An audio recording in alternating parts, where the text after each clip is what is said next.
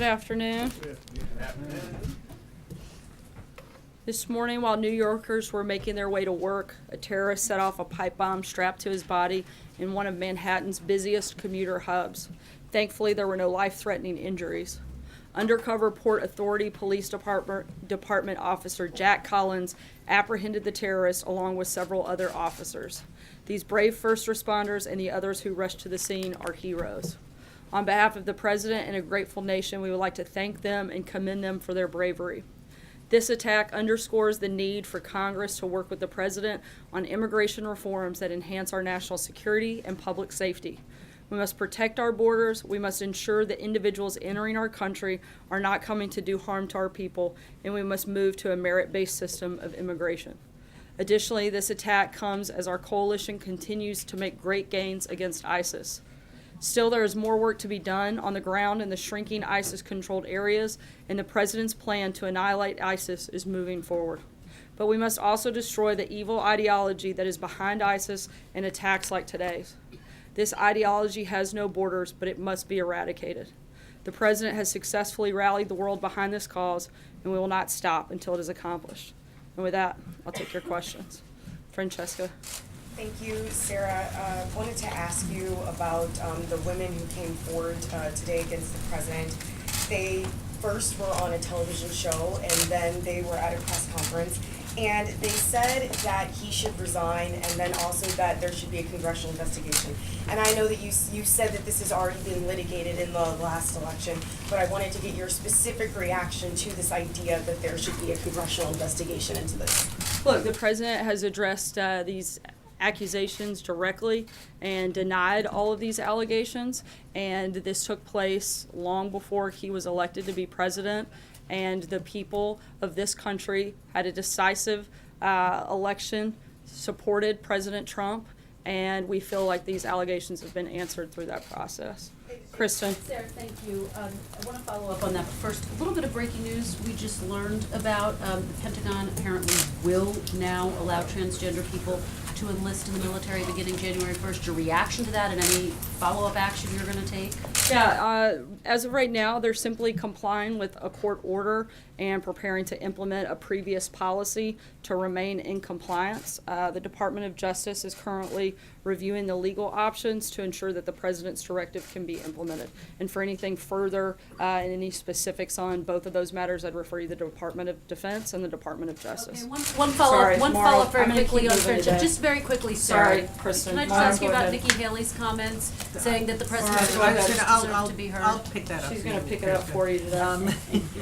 Nikki Haley, as I'm sure you know, said when asked, does the election mean that's a settled issue, which you've been arguing from the podium here, she said, I know he was elected, but women should always feel comfortable coming forward. We should all be willing to listen to them, specifically referring to the accusers of the president. Does the president agree with her? Look, as the president said himself, he thinks it's a good thing that women are coming forward, but he also feels strongly that a mere allegation shouldn't determine the course. And in this case, the president has denied any of these allegations, as have eyewitnesses, and several reports have shown those eyewitnesses also back up the president's claim in this process. And again, the American people knew this and voted for the president, and we feel like we're ready to move forward in that process. The women who accused him are coming forward now again? The president has said that it's a good thing for women to be able to feel comfortable in coming forward, generally speaking. Jacqueline. I just want to go off of that, Sarah. But the president told Howard Stern in 2005 that he had walked into a teen beauty pageant dressing room where he said that teen contestants had no clothes on because he could sort of get away with things like that. Is that not an admission of sexual harassment? Look, the president's spoken about this directly. I don't have anything further to add on the process. Public ever Charlie, we're going to do one question today, guys, so move around. Two ISIS attacks in New York City, or ISIS-inspired attacks in New York City, and just recently, is the president concerned that there is a growing threat against people inspired by ISIS who have been radicalized online? I think that the president is certainly concerned that Congress, particularly Democrats, have failed to take action in some places where we feel we could have prevented this. Specifically, the president's policy has called for an end to chain migration, and if that had been in place, that would have prevented this individual from coming to the United States. So the president is aggressively going to continue to push forth responsible immigration reform, and ending chain migration would certainly be a part of that process. Matthew. Thanks, Sarah. The president reacted quite angrily over the weekend to a Washington Post reporter's tweet about crowd size that was quickly deleted. I'm wondering if you can help explain the discrepancy between the president's reaction to incidents like this, which he calls fake news, and talks quite a bit about, and his silence on actual disinformation campaigns like Russia ran during the 2016 election to deliberately spread false information. So both his silence on that, and does he recognize the difference between these two? Difference, look, the president's simply calling out a very direct and false accusation lodged against him. There was nothing more than an individual trying to put their bias into their reporting, and something that frankly has gotten a little bit out of control. We've seen it time and time again over the last couple of weeks. A number of outlets have had to retract and change and rewrite and make editor's notes to a number of different stories, some of them with major impacts, including moving markets. This is a big problem, and we think it's something that should be taken seriously. Jim? Reporters' mistakes and Sorry. disinformation campaign by a foreign government. Does he see a distinction there? I haven't spoken with him about that, but certainly we would take any misinformation like that very seriously. But it's not something we're comparing the two on. Jim? And I would just say, Sarah, that journalists make honest mistakes, and that doesn't make them fake news. But the question that But I when have... journalists make honest mistakes, they should own up to them. Sometimes, and a lot of times you don't. But there's a has to. difference. But the There's a president very has to. big, I'm sorry, I'm not finished. There's a very big difference between making honest mistakes and purposefully misleading the American people, something that happens regularly. You can't say, I'm not done. You cannot say, you cannot say that it's an honest mistake when you're purposely putting out information that you know to be false, or when you're taking information that hasn't been validated, that hasn't been offered any credibility, and that has been continually denied by a number of people, including people with direct knowledge of an instance. This is something I'm speaking about the number of reports that have taken place over the last couple of weeks. I'm simply stating that there should be a certain level of responsibility in that process. This was not... Brian, I called on Jim. This is not the line of questioning that I was going down, but can you cite a specific story that you say is intentionally false, that was intentionally put out there to mislead the American people? Sure, the ABC report by Brian Ross, I think that was pretty misleading to the American people, and I think that it's very telling that that individual had to be suspended because of that reporting. I think that shows that the network took it seriously and recognized that it was a problem. Sarah, Jim? If I may, though, I was going to ask a question about something Well, else. you used it on something Well, else. Sarah, Jim? if I may...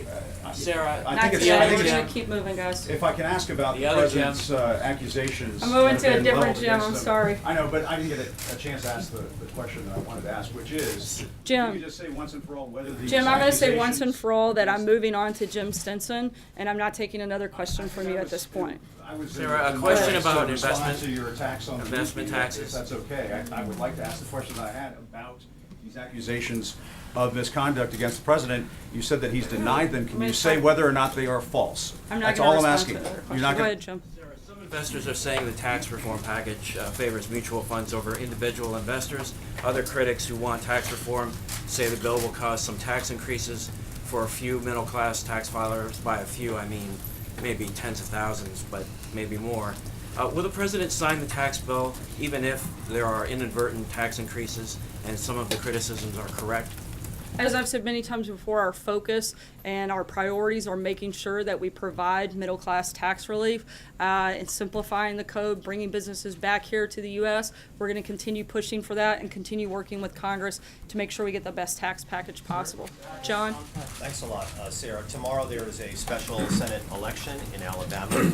Back on September the 23rd, the president went down to Huntsville, Alabama, campaigned alongside of Luther Strange, and since that time, he never went down. In the course of the campaign alongside the Republican nominee, Roy Moore. Was the president embarrassed in terms of campaigning alongside Roy Moore? Is that the reason why we didn't see him down there in Alabama? Look, the president has spoken directly about this race and who he supports and who he doesn't. Due to the legality of that, I'm not going to go any further and would refer you back to his past statements. April? Sarah, what is the disconnect as it relates to this White House when it comes to then candidate Trump bringing the accusers of Bill Clinton to the debate against Hillary Clinton, and now the accusers of Roy Moore making these accusations and his accusers? What's the disconnect here? Look, as the president said, he found the allegations troubling. And if they were true, then he should step aside, and ultimately the people of Alabama will make a decision in that race. What about Trey? his own accusers, though? He has accusers as well. Look, the who are coming president out has now. firsthand knowledge on what he did and didn't do. He can speak directly to those, and he has, and he's addressed them. And I don't have anything further to add. Will you Trey? ask the American public about this, because this is spinning and it's focused on him now. And he's as- addressed it directly to the American But will he, people. it's Trey? coming up new and Thank you, afresh, Sarah. and more people are now speaking out. April, Will I'm this- gonna keep moving. I Sorry, understand, I'm but trying to will the cover as many of president your address the colleagues nation today. on this? This is a huge issue, Sarah. I know, and there are a lot of big issues today. I'm trying to cover as many of them as possible by Will the calling on a president number come of your out- will the colleagues. president come out And and I've address called on this? Trey, and I'm going to Will the move to president him. come out and address this, please? Sarah, all you have to do He is say has, yes or no. April. I've already said, I've already addressed this. The president has addressed it. I don't have anything else to add. Trey? Thank you, Sarah. Today, the suspected terrorist in New York City was described as a Bangladeshi immigrant. Bangladesh is not on the president's travel ban list. Does today's attack change the way that President Trump is evaluating travel restrictions? Look, we do know, and the Department of Homeland Security has confirmed that the suspect was admitted to the United States after presenting a passport displaying an F-43 family immigrant visa in 2011. And so we know that the president's policy calls for an end to chain migration, which is what this individual came to the United States through. And if his policy had been in place, then that attacker would not have been allowed to come in the country. That's why the president has pushed for not one part of immigration policy, but a responsible and total immigration reform. And that's why we have to look at all sectors and do what we can to make sure we're doing everything within our power to protect the American people. Olivier? Thanks, Sarah. At the top of your remarks about ISIS, about the attack today in New York City, you talked about the need to destroy the ideology animating would-be attackers and actual attackers. What policy changes are required to do that? How do you defeat an ideology that's been attempted since 9/11 with really no great success? What are you doing differently? What can you do differently in order to do that? I think one of the best ways that we have moved forward is in a process where we're allowing the members of the Department of Defense to aggressively move forward in defeating ISIS, and in hopes annihilating a lot of that evil ideology through part of that process. We're going to continue pushing and continue looking for the best ways possible to make sure that we protect Americans. Jessica? Quick ones on Korea. Do you have an update on sanctions? Last week you said it would be coming in a number of days. And secondly, Victor Cha was just nominated to be the Republic of Korea ambassador. Do you have any comment? On the first part, we're working through a legal process, and again, hope to have details further on that. It's a little bit more complicated. Once we get through that, we'll be able to walk through a little bit more detailed on the reason for some of the delay. And on the other, I don't have any personnel announcements or comments on that at this time. Go ahead. Sarah, I'm interested in the comment you made about the suspect in New York. Does the White House has any proof that this suspect was radicalized outside of the United States? He's been a lawful permanent resident living here for some time. I can't get into any further details on that front at this point, but as we have them available, we'll be happy to let you know. Jennifer? Why would his chain migration be an issue unless you were saying that There are certain something parts that I'm happened aware, outside the I'm US? allowed to discuss at this point in the process. That's one of them. Anything further, I can't get into at this point, but as soon as I can, we'll be happy to let you know. Jennifer? On space, the president's going to announce this afternoon. Will he call for an increase in spending for NASA, or will there be commercial partnerships, or will he reduce NASA funding in other areas such as for earth science, which includes the study of climate change? I'm not going to get ahead of the president's announcement that's coming later today, but we'll have further details once that process is completed. Cecilia? Two questions. Who were the eyewitnesses who dispute these allegations against the president? And can you stand here right now and say without a doubt, 100% certainty, that the more than dozen women who have come forward to accuse this president of misconduct are lying. Do you wrestle with this personally at all? I'm here to speak on behalf of the president, and I can say that the president has directly responded and said that these allegations are false, and that's what I'm doing and relaying that information to you. In terms of the specific eyewitness accounts, there have been multiple reports, and be happy to provide them to you after the briefing is completed. Brian? So let me just follow up on that question a little bit. As a woman standing out there talking to us, I know your job is to relate what the president says. Have you ever been sexually harassed, and do you understand, and I'm not saying by the president, I'm saying ever, and secondly, do you have an empathy for those who come forward, because it's very difficult for women to come forward?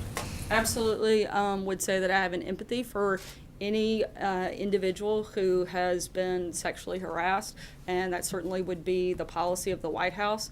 I'm not here to speak about my personal experience on that front, but I'm here to relay information on behalf of the president, and that's what I'm focused on doing here today.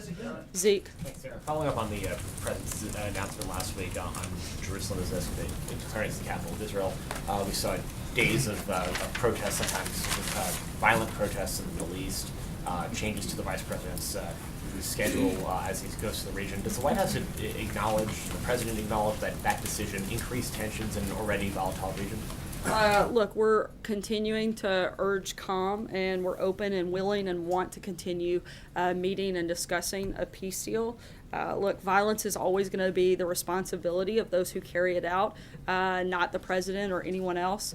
And again, we urge individuals and groups to remain calm, and we want to continue working with our partners, allies, and others in the region to continue moving forward on the peace conversations. It's about more than violence. It's about meetings being canceled. It's about diplomatic outcry from everyone, from the governments of the United Kingdom, the Pope, and the like. So why is it beneficial to the U.S. interest, as the president declared, if all of those groups, all those countries and allies are condemning that announcement? Look, the president is taking a bold and courageous action on a law that Congress passed and had failed to implement for the last couple of decades. The president simply moving forward and taking that action on legislation that Congress has supported time and time again. George. Yeah. Following up on that, President Abbas, as you know, has said he will not meet with the Vice President next week. Does the President have a reaction to that? And doesn't this mean that the U.S. has effectively taken itself out of the peace process when one side won't even show up to meet with the United States? We certainly hope not. We find it unfortunate that they're walking away from the opportunity to discuss the future of the region, but the administration remains undeterred in its efforts to help achieve peace between Israelis and Palestinians, and our peace team remains hard at work putting together a plan, and we're going to continue pushing forward. I'm going to take one last question. Philip. So the last suspects of terrorism were not trained in Syria or Iraq, and Thursday the Russians stopped their operations. They said that they'd gotten rid of ISIS in Syria. Saturday the Iraqi Prime Minister said this fight against ISIS is won. Why would the U.S. still need to fight on the ground over there? Look, as long as there's any member of ISIS left, we want to continue pushing forward and making sure not only that they're eradicated, but that they don't quickly turn around and come back.